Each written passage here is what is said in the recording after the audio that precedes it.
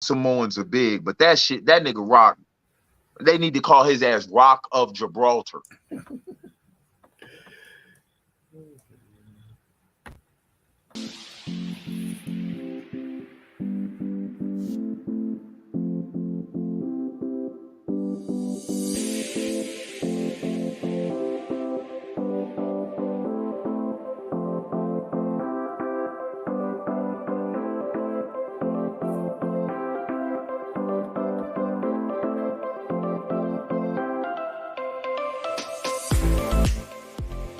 Yo, yo, yo, what's up? What's up? What's good? You are rocking with the best.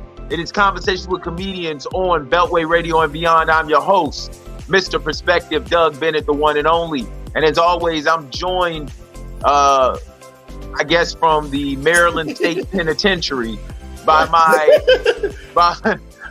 engineer, Be Easy, or should I say inmate 1, 2, 3, 4, 5, 6, 7.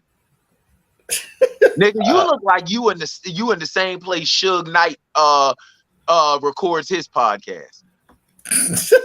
Good Lord. Where are you at, B? I'm right now at my house. I had some construction work done. So, black folk, this is how you know he don't own. This nigga ain't got not nan picture up in his own house. Look at I got my granddaddy behind me.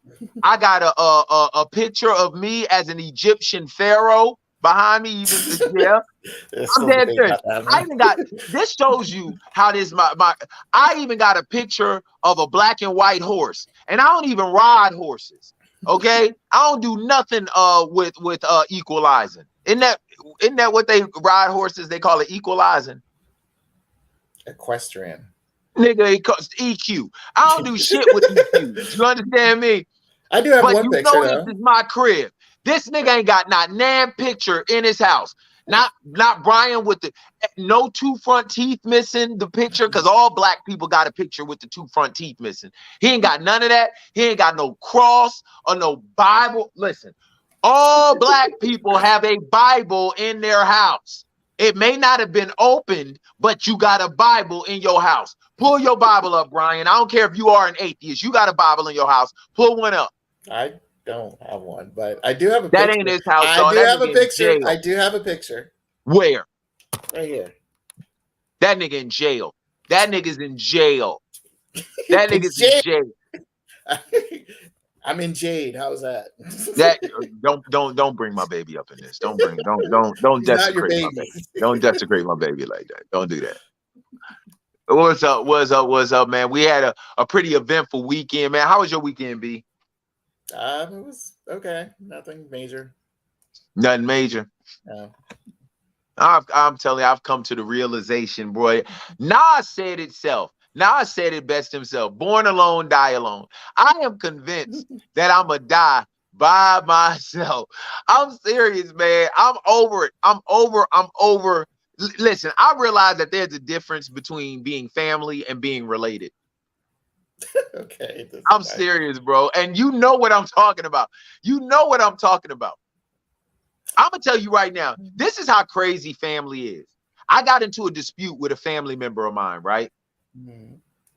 This is the reason why all people over the age of 40 do not pick your phone up after the hours of 9 p.m. Eastern Standard Time. Okay? Don't, because it's always some bullshit. I got into a dispute with a family member.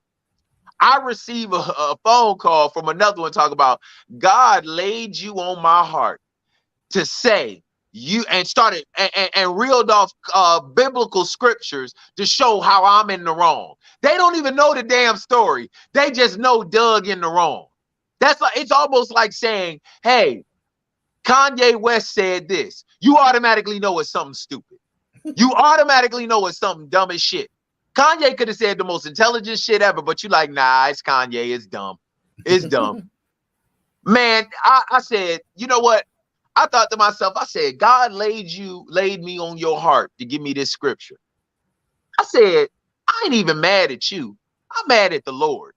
How come you never lay me on somebody's heart when I'm low on gas?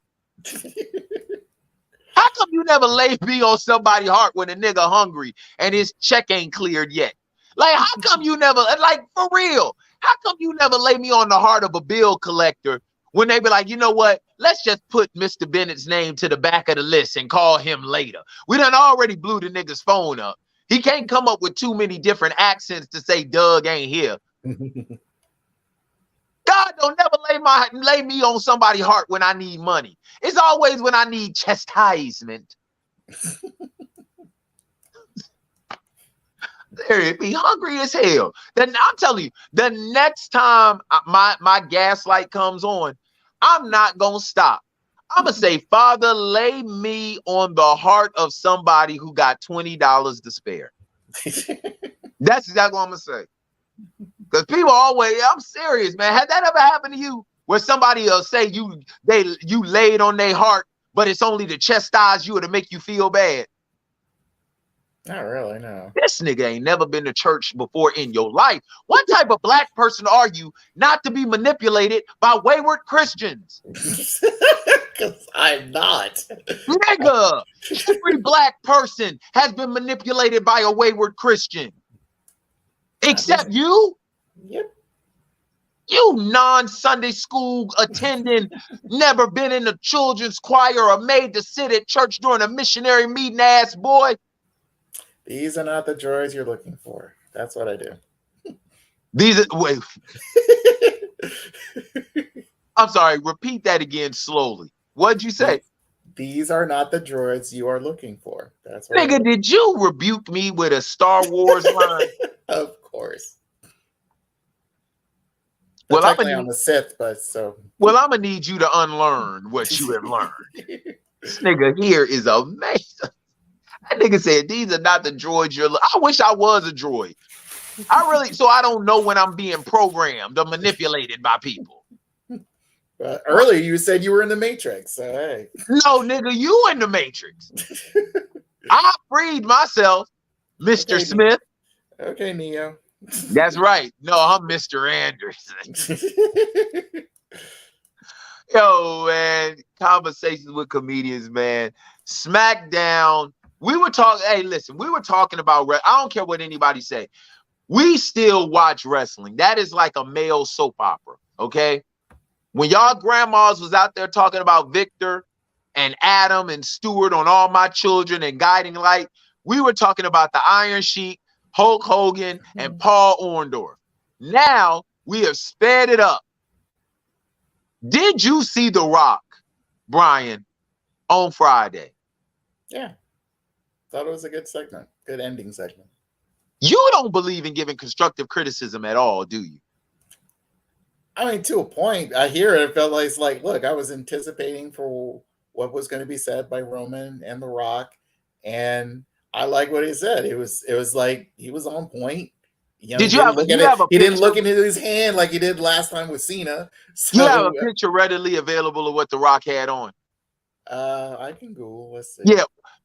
Ladies and gentlemen, I don't know whether to call him The Rock, Rocky Maivia, Dwayne Johnson. I don't know. But that motherfucker came out there with a Versace sleeveless vest, a pair of Dickies, and some Stacey Adams that look like they ain't been buffed up since the revival of '95. It was terrible, man. It really was. I expected more from The Rock. I really and truly did. I expected more from his outfit than what he had. That joint was terrible, man. I was telling Brian, what The Rock had on that Versace vest. I know that vest cost about at least what, $500 to $1,000, and that's on the low end. He always wears those $500, Versace, like he did back in his. But covers it up with $300 worth of steroids, $20 in pants, and $45 in shoes. The Rock looked, I'm sorry, man. I'm used to the dude who had the goddamn, what was it? The Samoan Iceman back in the day. The Samoan Iceman hairstyle. What is the Samoan Ice Man? The Samoan Iceman, the quaff, the waterfall shit. Okay. You know what I'm talking about. Well, That here's nigga what look you like were talking about earlier. There's Rock's. look at that shit. And his belly hanging out. He looked like his umbilical, like the umbilical cord just healed. It does.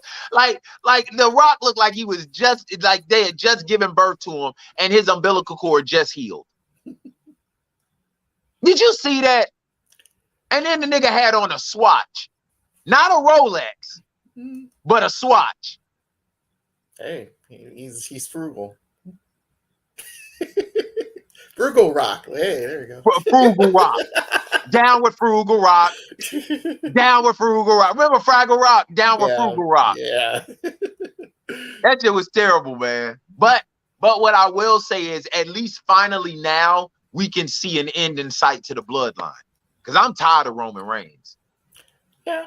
I'm tired of him and them goddamn veneers. Those are not his real teeth, ladies and gentlemen. Nobody's smile is that perfect. Listen, I got myself a mother of pearl color tooth right here. Okay, I brush my teeth 3 times a day. The only person that brushed their teeth more than me is Shannon Sharp.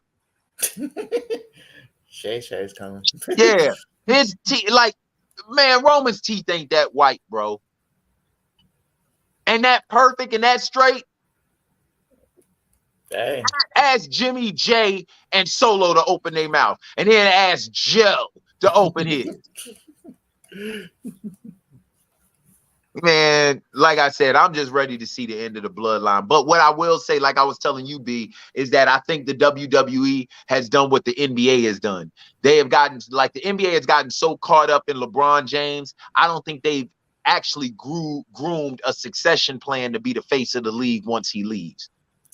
And I see the same thing happening with the WWE when it comes to Roman Reigns. I don't see a true succession plan put in place. Like back in the day when we were growing up, you saw the ascension of somebody. You know what I'm saying? But I don't see it now. Do you? Unfortunately, well, I kind of do. It's just the thing is, it's not like how I remember it back, let's say, Perfect example, Stone Cold and HBK. Yeah, I mean, that was, mind you, well, actually, I can go further than that because, the Ultimate Warrior and Hulk Hogan? Right, that one. Because it felt like everyone knew once the Ultimate Warrior was there and how quickly he ascended, beating out Honky Tonk Man for the Intercontinental title and all that stuff. And you eventually you wanted to see Hogan versus the Ultimate Warrior, and Hogan knew that he's going to be that next dude. He knew it. The unfortunate thing though was, I say before the Warrior, there was Macho Man Randy Savage, and like I said, the unfortunate thing is, even though Hogan and Savage were, let's say, cordial, to have him take over was fighting. It was Macho Man Randy Savage is what I like to call the Ja Rule of the WWE. Yeah, he really is. Like, the Macho Man Randy Savage had a hot little moment, but when we look back on it, that nigga is never in anybody's top 20 wrestlers of all time. Which he should. He should be. He should be. But that nigga literally is like the Ja Rule of the WWE. Yeah. He really is. So my point or the Tony Braxton of it, one of the unbreak my heart. Unbreak my heart. But the point is the fact that it's like there have been people there. It's the unfortunate thing that is the WWE themselves will be willing to allow them to be pushed in a way that the fans can really see. It's one thing to be force fed. Oh, you mean the way they did Roman? Yeah, not just Roman. You can say Roman now, but I think there was a point in time when Drew McIntyre was force fed to us. Seth in the very beginning was. Seth when was, he was yeah. Until Steph, Steph in the very even The beginning. Rock was force fed to us, in his early in his career. So there was a point in times where we saw these people. When that nigga wore that blue outfit with them goddamn tassels around his neck, looking like a sex slave. he's bringing to his ancestors. But anyway, had tassels around his neck and curls in his hair, looking like a sex slave. I was like, Sensational Sarah would have been happy. Yeah. Yeah. But the point is the fact that WWE has potential to push certain individuals whenever they want to. But the thing is like I've been willing and waiting for other people to ascend. To this day, I still feel, why hasn't The Miz anywhere in a title shot? As charismatic as he is, as entertaining as he is, and talented, meaning the fact that the dude's been wrestling for over 20 years now. And because they put him against the Prime Pumper. Yes. I mean, you pretty much have him still be in the mid-cards. Disney Kid reject, a.k.a. Logan Paul. Right. You face him against, mind you can still be the... You realize that Logan Paul is the only white dude to wear a mullet and make that shit look bad? Like, no bullshit, bro. Listen. There's only one person. Like, black people had a mullet, but it was called the shag. Remember? The Ready for the World? Yeah. Logan Paul is the only white dude I've ever seen in the history of whitendom to wear, whitendom. Okay? There's niggerdom and then there's whitendom. Guess what side we fall on? He is the only white dude in the history of whitendom to make a mullet look bad. How is that even fucking possible? That's just him. That shit looked terrible. That shit looked terrible, bro. That shit looked terrible. He looks like his hair looks like an unmade bed. And dude, the front looks like it wasn't. You know how people fold the sheets back so they can put the pillows up? That's exactly what the front looked like, just like this. The sides look tucked in, and the back is just like this, like fuck tucking in the front and the back and leaving the sides out. No, we gonna tuck the sides in and leave the front and the back of the bed fucked up. I'm serious. His hairstyle looks like an unmade bed. If you went to a hotel and saw a bed like that, you would immediately check out. You would immediately check out. You be like, man, these motherfuckers ain't got no room service in this bitch. They ain't got no room service. These the same sheets they had on here the night before. Man, All-Star Weekend, we just had it.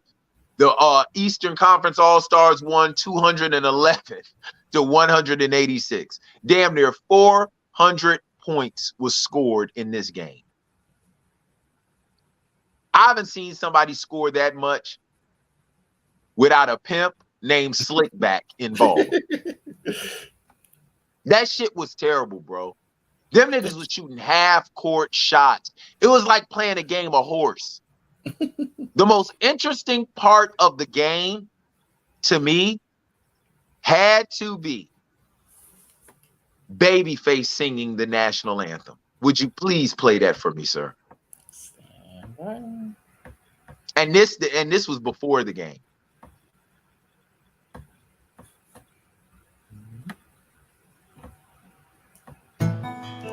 Can you see by the dawn's early light? Oh, say, does that star spangled banner yet wave? Hey, stop. What's wrong with that? I didn't say anything was wrong with it. But have you ever wanted to get laid to the national anthem?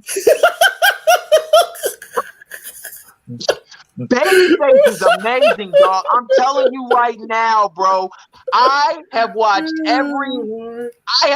every major sporting event in the history of major sports. Whether it's the World Series, whether it's the Super Bowl, the All-Star game, whatever. Never in the history of my life have I ever wanted to make a booty call in the name of patriotism. Me and my girl were sitting there watching it yesterday, and all of a sudden, she puts her hand over her heart. I put my hand over my dick. I was like, yo, this is Babyface really want me. I wanted to take my girl into the room and be like, yo, this is for America. This is for the Stars and Stripes, baby. The Star Spangled Banner. Like, yo, Babyface literally had me in a romantic mood singing about a country that has never done shit for us. Hey, man, when you are an R&B singer, you can get away with a lot of shit. Ergo Usher. Oh, Lord. I'll get to Usher later, but let us get to Babyface. Babyface literally made me have a newfound respect for the Star Spangled Banner.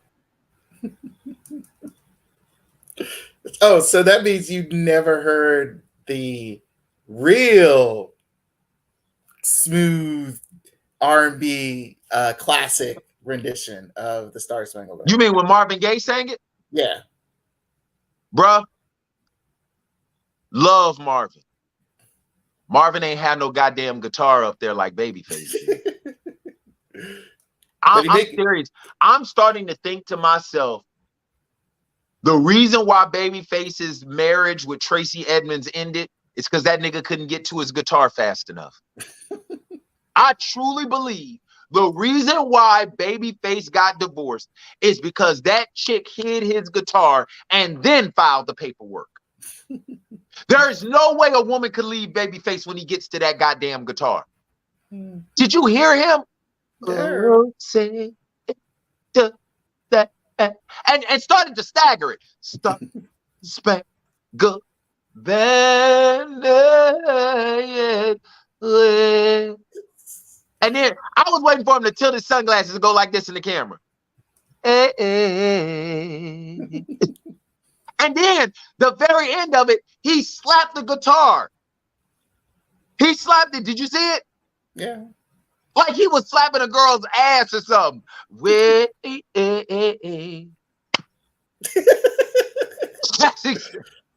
what he did. I'm telling you, dog. Babyface has reached a level where if you called him his real name, you wouldn't even know who the hell you talking about. Like you could still call The Rock Dwayne and people are correlated. You know what I'm saying? There are certain people who will still call Magic Irvin and you could correlate it.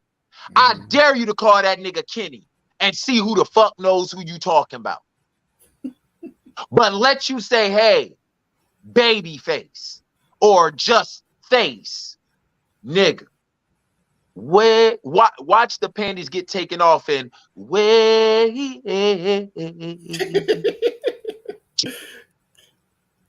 Actually, there was a lot of, I don't know why, but the Hoochie Train or the whole train, I don't know why do you want to go to Indiana of all places. I don't know why you went there. There's just, you know, of all, I don't know what's in that town for you to, you know, to. I know what was in that town once he left. A lot of wet underwear, a lot of wet panties. That brother sang the national anthem, dog, like it was Besame Mucho by goddamn Pavarotti or some shit. Like man, that was amazing. Literally, bro. Literally. I'm gonna tell you right now. For Valentine's Day next year, I'm playing that shit. I'm playing it, and I'm coming to bed with red, white, and blue drawers on. If that don't get my woman in the mood, then we need to go our separate ways. We need to go our separate ways. I have never. On 2 occasions. Yeah. Yes. I have never in the history of my life wanted to get sex in the name of patriotism, in the name of the 50 stars and the 13 stripes on Old, like literally, Old Glory had me in the mood yesterday. Old Glory. Old Glory. Which goes on to my next part, which lets me know that if you are an R&B singer and you say things smoothly, you can get away with saying anything. Usher Raymond, ladies and gentlemen.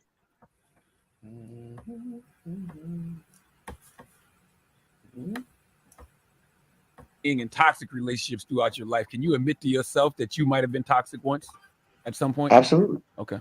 That's not smooth, this nigga say. And it's obviously in the music to say so, but I think that we all are a product of what experiences we had as kids and what our idea of love is and what we perceive to actually be healthy love. That might not necessarily be.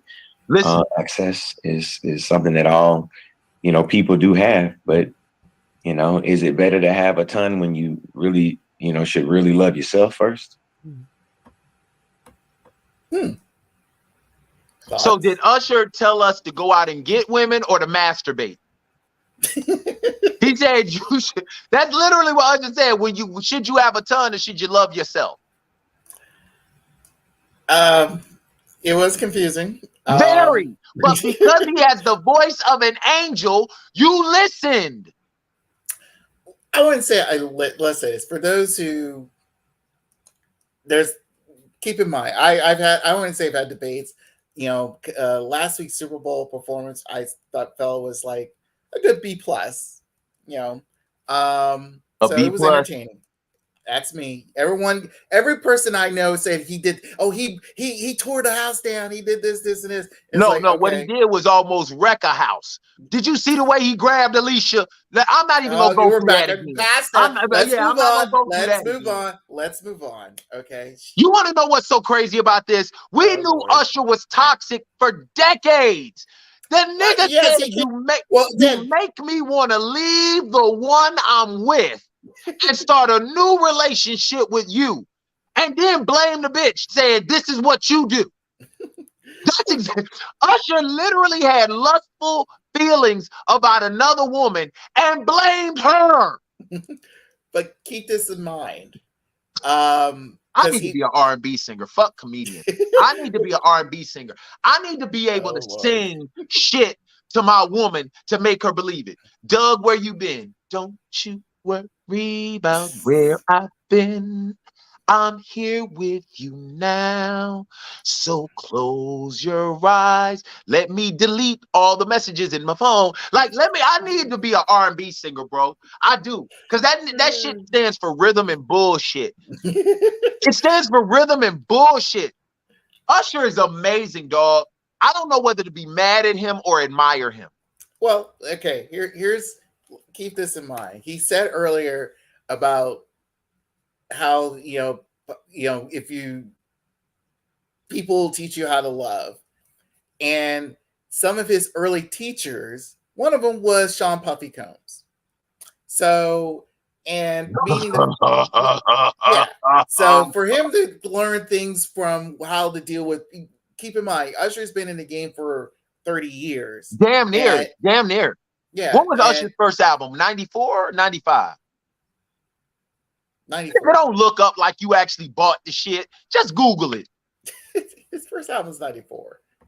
Because I remember 95 was something else. When did Usher Raymond's first album come out? Usher is the debut album by American singer Usher, released on August 30th, 1994. Told you, 94. Nigga, that was a hell of a guess.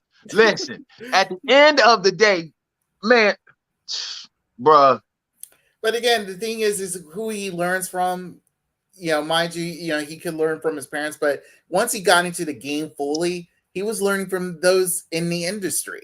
So really, I can understand where he says about, learning toxic behavior in your surroundings. So I get that aspect. And I felt like, everybody has okay, I get learning toxic behavior, but at some point in time, that toxic behavior has always come back to bite somebody in the ass. Sean Combs, countless other people. Right. You want to know Usher just admitted on the largest urban station that he was toxic. And guess what? People still, he just got married again. Mm. Why? Because he said it in an R&B voice. That nigga said it in E sharp, nigga. That nigga said his toxic shit in E sharp. That's the reason why. Usher, boy, Usher, man, Usher, man, Usher. You're almost like skipping like a record. Yes, because the funny thing about it is, dog, we knew Usher wasn't shit decades ago, but because of the rhythm, we accepted his bullshit. R&B-S. We accepted that shit.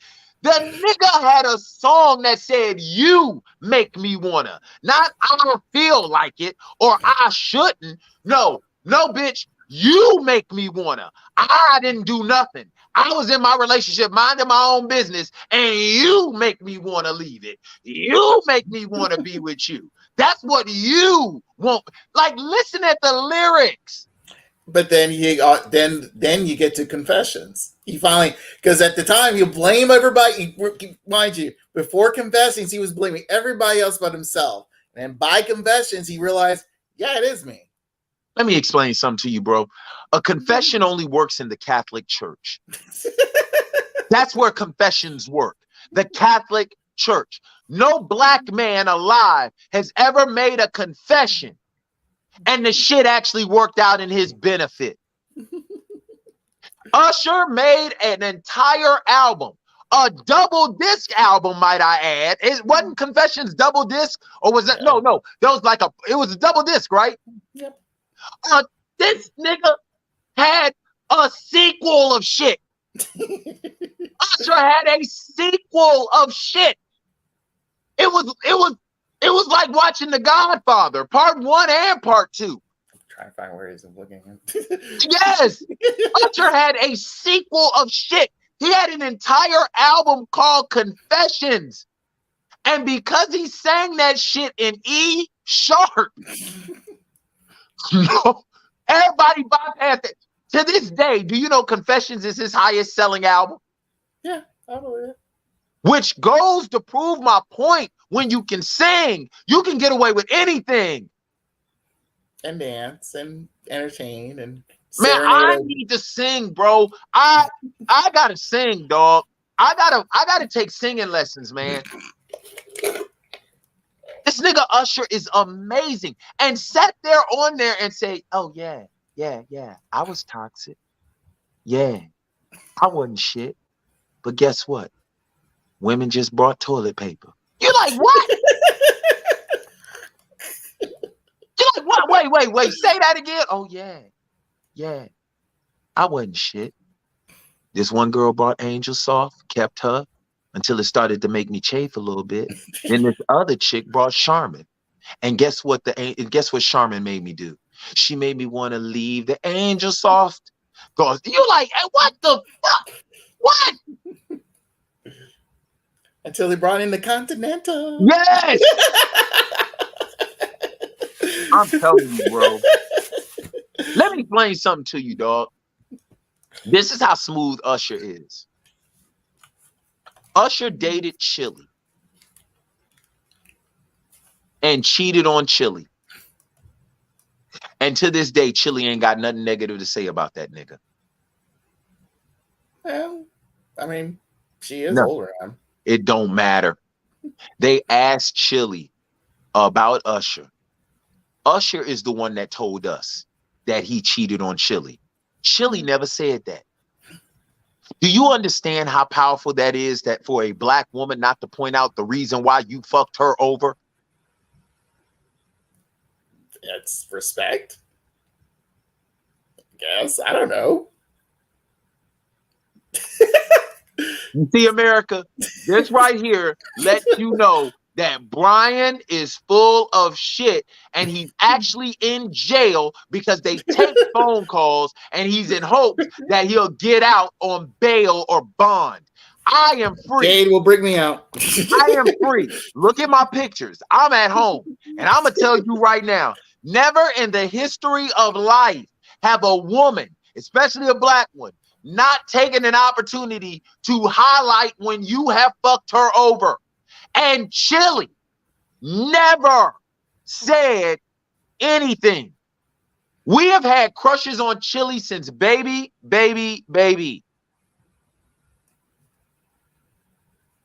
Chili hasn't aged since Creep, nigga. I know. Father Time is not even creeping up on her. She ages in reverse. I'll put it like this. Usher did Chili so bad, she started dating a nigga from Boy Meets World. Yeah, that's true. I'm not making this up. Usher did Chili so bad, she said, I'm going to date a Lawrence. And she still won't say shit negative about Usher. Usher is on his second marriage. And none of the women that he's been with prior had. The only time, I'll put it to you like this. This is how hypnotized Usher had us. The only time a woman ever said something negative about Usher was that one woman who said Usher gave her an STI. And we all looked at her and said, no, he didn't. No, he didn't. Yeah. Now you make me want to call you a liar. That's what you make. You make me want to call you a. Usher ain't do that. Usher been breaking up homes since what? You make me want an album. Usher been breaking up homes. That was the one time every man, woman. What was it? Come every woman, every man, join the caravan. Every last one of us joined the caravan on Usher. Hey, Usher ain't do that. Usher got some decorum and etiquette. Yeah. Usher ain't do that. So going back, you did say, Chili did leave Usher for White Boy. So here's the White Boy. Yes! She left that nigga for an Adam Levine reject. That nigga looked like that nigga looked like he was in the group and it used to be called Maroon 6. So shout out to Chili though. Shout out to Chili, man. We love you, Chili. No disrespect. I'm just saying it's amazing to me. That dude literally said, I'm toxic. I was toxic. He didn't even say I'm recovering toxic. He didn't even say I used to be toxic. That nigga Charlemagne said, could you admit that you toxic? That nigga said, oh yeah. Yeah, I can. But and then tried to blame the definition of love. He tried to Usher is my hero, bro. I'm gonna tell you right now, you can't even look at certain men's women without getting into a fight. This nigga literally goes up to random married women and serenades them, whether they man is there or not. And the fact you are perfect. All right. You want to know who Usher is? Usher is the new Prince.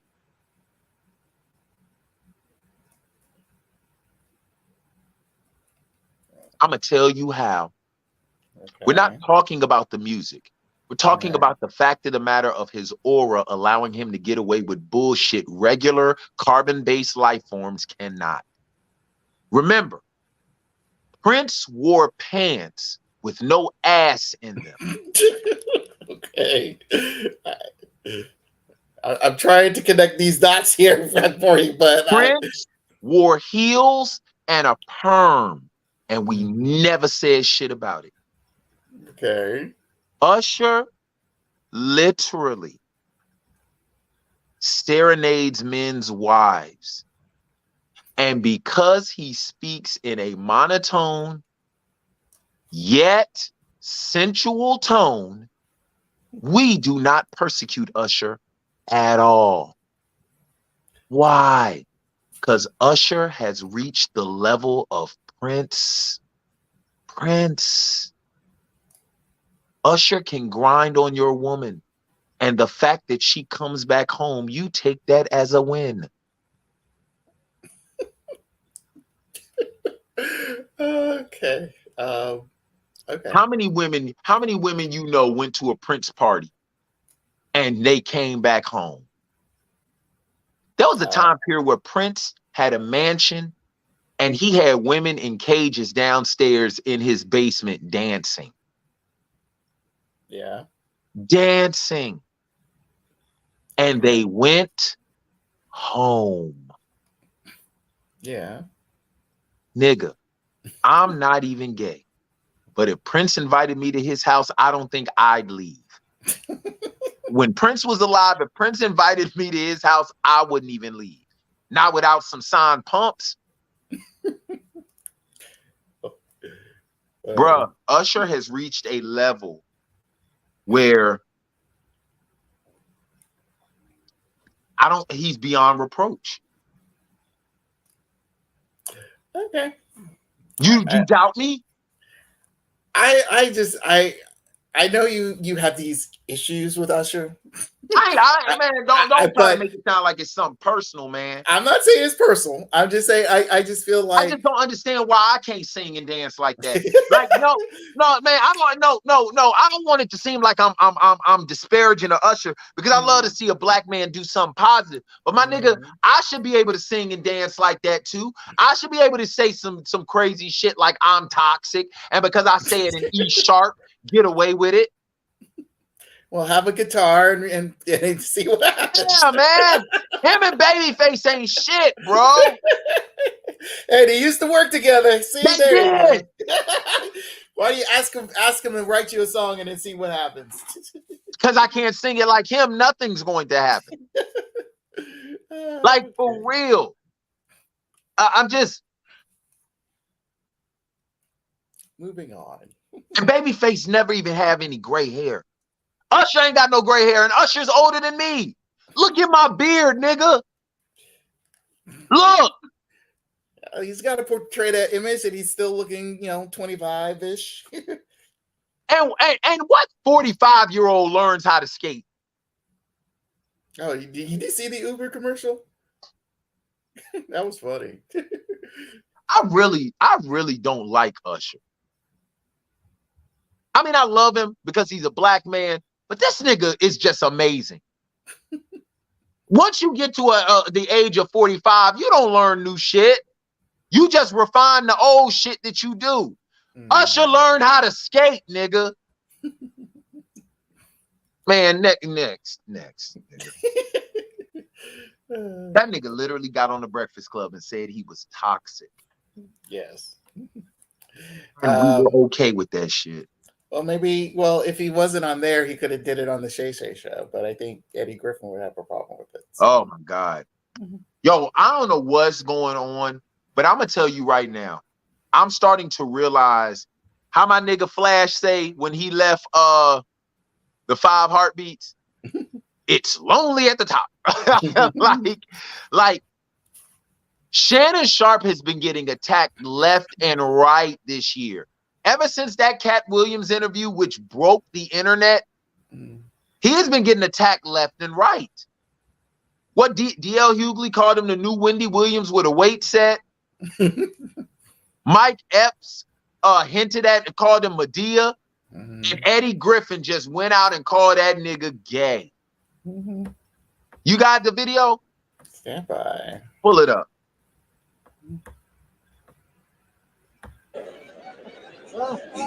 Nigga, he got Ricky Smiley so good. Ricky Smiley got on the internet making tea and started crying and disappeared.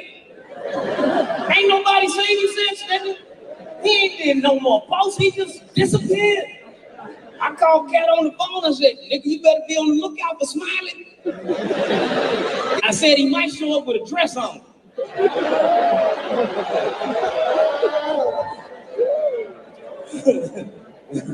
Shit, me and Cat, the last two that ain't worn a dress, nigga. I called that nigga. I said, nigga, let's do the non-branded dress tour. That shit'll be hot like a mother. And Club Shay Shay. Yeah, Shay Shay. Gay. I don't give a f***. That nigga gay. That That nigga sitting there with them tight ass pants on, with his balls and all of them. Yo, man, yo. Looking the other What way. is up? Go ahead, cut it. What is up with the hate that Shannon is receiving? Because the one thing is, Shannon don't mess with nobody. No. I mean, what? Like, real talk, man. I guess you could get a chuckle out of that and whatnot, but to me, it's sad. To me, it's sad. And the reason why it's sad is because I think it was out of pocket for DL to even compare him to Wendy Williams. Because Wendy Williams made it her business. Her entire fame was built on being nosy and a nuisance and meddlesome in people's business. Whether she was on the radio or her TV show or whatever. Like, Wendy Williams made it her business. Even if she didn't know, she had no problem fabricating shit. Shannon ain't like Wendy Williams. Shannon just sitting up here giving people a space to talk and say what it is they want to say. He said it himself with the Cat Williams interview. Cat was talking 30 minutes prior to them even starting record. So Cat was talking 30 minutes prior to them even recording. Cat came up in that joint with a full banana clip, my nigga, ready to let off. And then with the Monique situation, I don't understand why people are faulting him for this or trying to imply that he's messy or something to that effect. I'm not understanding that. Let's put it this way. It's like I can understand where that comment comes from. Of you want to expose, huh? Yeah, I said enlighten me because I know. I think that the fact is like it's another Black person with a platform to expose things that pretty much is just trashy gossip. You want to expose this trashy gossip again, and you figured it's like with Shannon Sharpe would just, mainly focus on sports, talk to some athletes, talk about, or not just athletes, just sports reporters and stuff like that. But if you want to expand on the entertainment realm, okay. But here for the last 2.5 months, it's been, one dude exposing the comedy industry, another person exposing the rest of the entertainment industry. It's like, okay. But see, this is my thing though, Brian, with what you're saying. For decades, we, especially us as Black people, we've always talked about gatekeepers. We've always talked about the inner workings of Hollywood and how they only take a certain few and the rest they reject. We've talked about Black members of the Black community getting to certain levels and forgetting where they came from, and all. We've even talked about people in the community who have been the precipice or the reason on why others don't reach certain levels. And now that we have individuals saying this stuff, now we have an issue with it. Well, because let's put it this way, I've gotten to the point where celebrity gossip is not entertaining anymore. It's like it's just the same thing over and over and over again. It is like, look, can you just tell me when your movie's coming out and call it a day, or let me know when the next album's in Monique's case, nigga, never. So, but the thing is, it's like. But she did announce that she's going on tour with Cat Williams. Right. So, and then you hear Eddie talk about we need to go on tour together. I'm telling you, Cat literally and truly is coming out with the Expendables. Yes, the Expendables tour. That's what it's going to be called, the Expendables tour. Because that nigga is getting any and everybody who has stood their damn ground in Hollywood and has been blackballed by the industry. That nigga Cat taking everybody, bro. That nigga taking ex-wives because he got Tory Hart. He taking people who rage against the machine with Monique. I'm telling you, man, this nigga Cat has turned into the Black Sylvester Stallone on the Expendables. That's what this nigga's turned into. Which is fine. You're trying.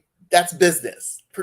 But Shannon Sharp to me, That I Tory just Hart shit, that Tory Hart shit seemed a little personal to me. yeah, that's That personal. seemed personal. Yeah, but still, it's the fact of Shannon is sort of like, look, you're giving a platform for people who, mind you, who have bottled up aggression against whatever they're opposing, and I felt like, you know, when initially, you know, when he started his podcast, it was just nice civil conversation with some cognac or what have you, and in his tight shirt and sweater and all that stuff. It was Y'all just niggas fine. is mad with that nigga for wearing them tight ass clothes, ain't you? Yeah, but it's fine. Tell that That's nigga to go him. to the Big and Short store because he ain't Yes. tall. Go to Yes. the Big and Short store, nigga. Yes. So, but he gave us the touchdown to get us to our first Super Bowl win. But anyway, This nigga a Broncos fan. no, I'm talking about Ravens. But Oh, anyway, I was about to say this motherfucker. but my point is the fact that, like, look, I respect you in that realm, but once you start expanding your personal brand into something that a lot of people feel like, dude, are you really want to go here? I mean, that's where the question mark's coming in. It's like, But go where though? That's what I'm saying. that's the question. That's what I'm even asking, because I feel like for Shannon Sharp to start bringing in more entertainers to expose whatever they're wanting to expose, to me becomes, next thing you know, it's like, okay, you just really are now really messy, and I feel like it's like you really do not you don't want to have control of what your platform should be. Because you just pretty much you saying that how did he lose control? How does he not have control of his platform? Because the moment you allow, normally his shows were like, what, at best maybe an hour and a half. You allow, I ain't gonna lie. Cat's interview and Monique's interview was damn near a mini series. Right. It was like remember when Roots came out? Mm-hmm. You was like, God damn, there's 2 parts of this shit. And there's another series, but yeah, like, God damn. Yeah, don't forget the next generation. Get to the part where Kunta get his freedom. Yes. So, but that's what I'm saying. It's like you pretty much allow them to pretty much have half the day there to speak, and it's just like, dude, bringing us in, have some typical conversation. You just let them ramble, and again, it's just clips. It's just highlights. You're creating highlights, and that's it. And to give you don't think to a certain degree that our community, more so than anybody else, thrives off of drama? So to a certain degree, Shannon ain't the catalyst of it, but he shouldn't capitalize off of it. In this sense, these 2 individuals decided to come on here and speak their truths. It's not like some scripted Mona Scott shit on Love and Hip Hop or Basketball Wives. No, these 2 individuals who everybody knows they got issues with some power players in the industry. And Monique's shit has always been out there. Right. Why is it Shannon's fault? Shouldn't Monique be, because let's be for real, they tried to silence Monique. Right. Should she not be given an opportunity to speak? But here's the thing. How many times, one, you're allowed to speak anywhere you want to, but the thing is like, how many times do you feel that you need to say something until you get to the point to be heard? And then once you've been heard, do you still need to continue to say what you're going to say until? Let me ask you, when are you? The key question here is, when are Katt Williams and Monique going to be satisfied until someone actually hears them? Bruh, when? Bruh, I don't know about you, but I read the Bible. All right, I read the New Testament especially. Matthew, Mark, Luke, and John are all talking about the same guy. From Acts all the way to damn Thessalonians, Paul is talking the same stuff. You keep spitting your message until it falls on the right ears. Okay. Now here's the key thing. That after saying that, who are the right ears? If it's not if it's not a certain executive that you're trying to weed out here, they're never going to listen, no matter what. But sometimes you are not the individual who is going to experience the change. but you got to be the catalyst behind it. And my thing is this, and this is no knock against Taraji, but I think Monique said it properly. Everything that Taraji is lamenting and literally crying about, Monique was saying that shit 10 years ago, bruh. Everything that Jay-Z got on that Grammy stage and said, Kanye was saying. Granted, their methods may have been different, but the message was basically the same. So maybe it's gotten to a point now where those messages have fallen on the right ears. And maybe now things are going to be done to correct what the original messenger said over a decade ago. But here's the thing.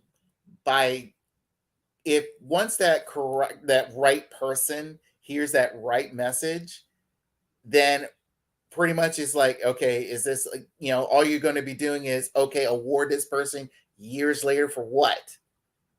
Because here, case in point. Now, I ain't gonna lie to you, Monique don't want no apologies. Monique won't punt money. Monique want her dollar. But that's what I'm saying. It's like, okay, case in point. When Whoopi got her Oscar for Ghost, people wondering, it's like, okay, was that really an Oscar-winning performance? Because her best performance was Color Purple. To who? To who? That color purple performance, man. Listen, I don't even want to get into Color Purple because I can't. But no, like I said, what I'm saying is, again, this is the original Color Purple. But yeah, I hate that one too. Okay, I originally. But I'm saying is, it's like, okay, you want to award things after, once it's been heard, once people hear it's like, oh, this person should have did this and this person should have won that, and it's like, okay, we'll give it to them after the fact. And that's the thing. This is after the fact. Keep in mind, the reason being is that certain individuals, the reason why they're complaining now, because I really believe, Monique, look, you were just not hot anymore. You just weren't. I'm just being fully honest here. You don't think Monique was hot when she came off of winning an Oscar for The World's Worst Mama? What, 5 years later? What have you done? I've seen a lot of Academy Award winners fell off after they won their Oscar. A lot. Monique didn't, but the thing about it is, Monique didn't fall off. She was pushed off. Was she pushed off, or hell yeah, she was pushed off. Again, depends on whose narrative is. She could say she was pushed off. Some people say she did this on her own.